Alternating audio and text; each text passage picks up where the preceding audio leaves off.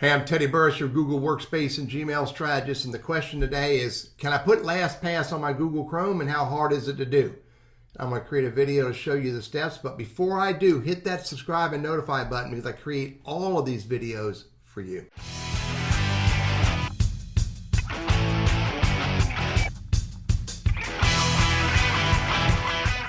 So I'm logged into my Google Workplace, and the account is burrisconsulting@gmail.com. And I am going to add Lastpass to this email address, and I'm going to show you the steps. So get Lastpass for free. Start right there. Now, I got to put in my email address.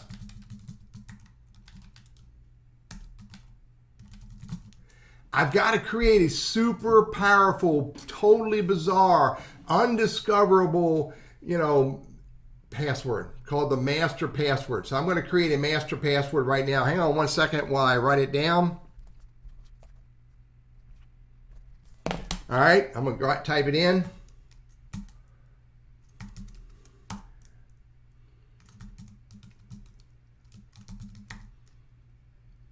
All right, so now I have a master password that's 12 characters long, one number, at least one lowercase, at least one uppercase, and it does not have my email address in here. So tell a story unique to you. Oh, they say tell a story. What makes the password strong? So I want to confirm my master password. Hang on one second. And a reminder. Ooh, I need a reminder. Hang on one second. Now I'm going to sign up.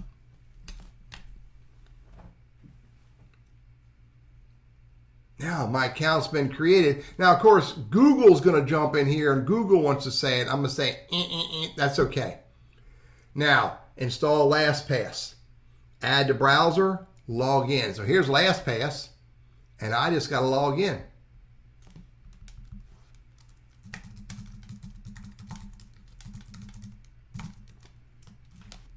Let me take a look and make sure it's the right password. And it is. And I'm going to log in.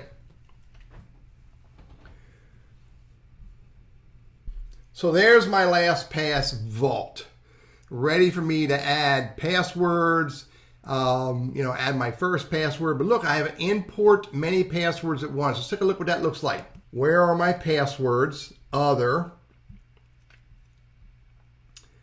And it wants me to use this template. Take a look at this template. So here's the generic comma separated values file, basically a spreadsheet exported out as a CSV. And this is what they want. The first column needs to be the URL that I want to log into. The next column is the username or email address or whatever it is that I use to log into that site. Then the password. Then I can put some notes in there if I want some notes in the next cell or column. Then the name of that site if I want to give it a specific name. If there's a folder I want to put it in, let's say I want to group it in a specific folder, then I can put the folder group there.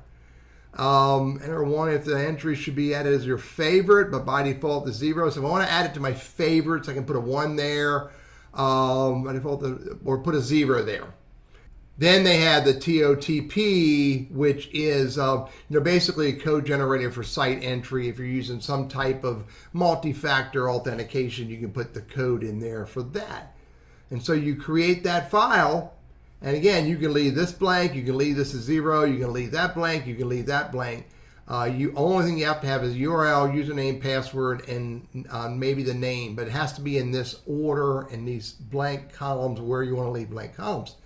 So once you create your comma separated value or your spreadsheet that you export out as a CSV with all of these columns populated in the way you want to populate them, then you can go back to Lastpass and you can put that right there and you can import all of those passwords into Lastpass to begin with. Will it be perfect? Maybe not.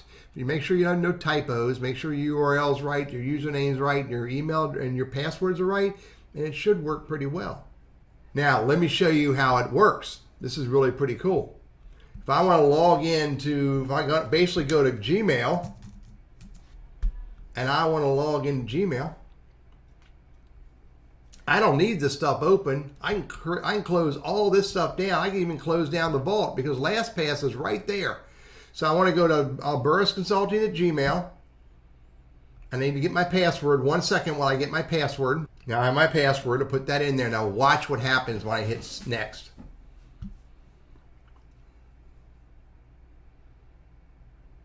Lastpass comes up and wants to add this password to Lastpass. So I enter in my username. There's my password. Put it in the email folder and I add it. And Lastpass is walking along with me for right now, and I'm telling it to stop. Tell it I'm done. And it wants me to turn on two-step verification. I'm going to say no thanks right now. So now, the next time I get ready to log into Gmail, let me try it one more time and show it to you. I'm going to sign out. I'm going to go to burrisconsulting.com.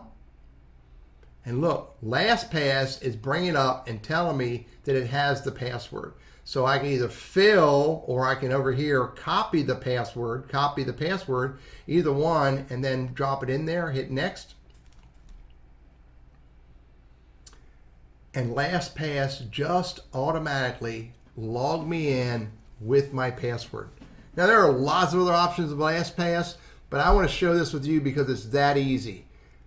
Create a Lastpass account, download Lastpass, add it to Google Chrome on the computers that you want to use, and then start logging into your accounts. Lastpass will capture the username and the password, and so the next time you want to log into to that account, in this case Gmail, as long as you're in your web browser, then and Lastpass is running, then it will automatically fill in your email address and your username and your password and help you get logged in. Again, the password, your master password to Lastpass must be a unique, bizarre password that others won't figure out. I'm Teddy Burris, your Google Workspace and Gmail strategist, sharing with you the power of Lastpass, and I hope this is helpful for you.